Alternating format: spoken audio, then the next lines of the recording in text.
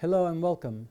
My name is Biagio Mazza, Pastoral Associate at St. Sabina Parish in Belton, Missouri, and I'm here to welcome you to another Do You Know series question. Today's Do You Know question is, do you know the key themes that run through John's Gospel? In the revision of the lectionary, especially the 3-year Sunday lectionary, John was not given a year devoted to the Gospel of John, simply because traditionally he appeared in various times and seasons throughout each liturgical year. For example, John shows up in the season of Advent, during Lent, Easter, and in ordinary time, especially in Lectionary Year B, where we focus on the Bread of Life discourse for 5 Sundays. During Lent, especially in Lectionary Year A, the 3rd, 4th, and 5th Sunday of Lent, typically known as Scrutiny Sundays, proclaim 3 significant baptism-themed passages from John's Gospel, namely the Samaritan Woman at the well in chapter 4, the man born blind in chapter 9, and the Raising of Lazarus in chapter 11, and with the key baptismal themes of living water, new sight, and new life. So with the significance of John in each liturgical year, especially in various times and seasons, and especially during the Scrutiny Sundays, it is important to know something about John's Gospel, especially the key themes that run through it. So it's important to know from the very beginning that John's Gospel is radically different than the other 3 Synoptics, namely Matthew, Mark, and Luke. So we're going to list a number of items that that are unique to John and the key themes that run through John. So 90% of the John has no parallel and no connection whatsoever to the other Gospels. And of the 10% that does parallel with the other Gospels, John tells and relates those stories in a completely different way. Right? So John narrates the tales that do not show up in other Gospels, especially in the Passion narrative. One example, for example, is the piercing of Jesus' side with a lance that does not show up in any of the other Gospels.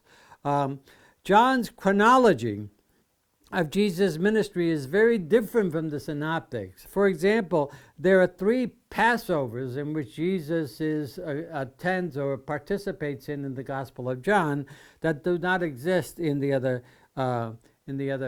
Gospels. And Jesus travels back and forth from Galilee to Judea and so on. And even Jesus' death is the day before Passover, not at the day of Passover as in the other Gospels. The content and style of Jesus' teaching is very different in John's Gospel. There's no preaching about the reign of God or the Mosaic law. Rather, Jesus preaches primarily about himself, one sent by God to reveal God's love to all humanity. There are no parables or proverbs usually that are used by Jesus in John's Gospel. Rather, Jesus engages in long discourses, and these discourses often challenge understanding and comprehension. So as a result of this, too, in John's Gospel, miracles are called signs that lead to belief in Jesus as Son of the Father, as one sent by the Father. And there are 7 signs, and these 7 meaning the number of completion, totality, and so on. Misunderstanding of Jesus' words and double meanings of the words are very common in John's Gospel. For example, living water, sleep indicating death, born again. These are some of the words that have double meanings, various meanings in John's Gospel. Symbolism runs through John's Gospel, again, making it challenging to read and understand. John's opponents in this Gospel are referred to as Jews, a term that is not used in any of the other Gospels. Love for one another is the command that Jesus gives to his discipleship, to his disciples. So discipleship in John's Gospel, it essentially demands love one another as God has loved us in the person of Jesus. John is the only gospel to emphasize the role of the Spirit, the Paraclete. John's Gospel is the vocabulary of salvation is described as having life, eternal life, and so on, and in knowing the truth. Jesus presents himself as the way, the truth, and the life. John presents Jesus' crucifixion as his final hour and his exaltation, or his glorification as well. For John, Jesus is the true revelation from God, the message that God has sent into the world, such that whoever sees Jesus sees the Father.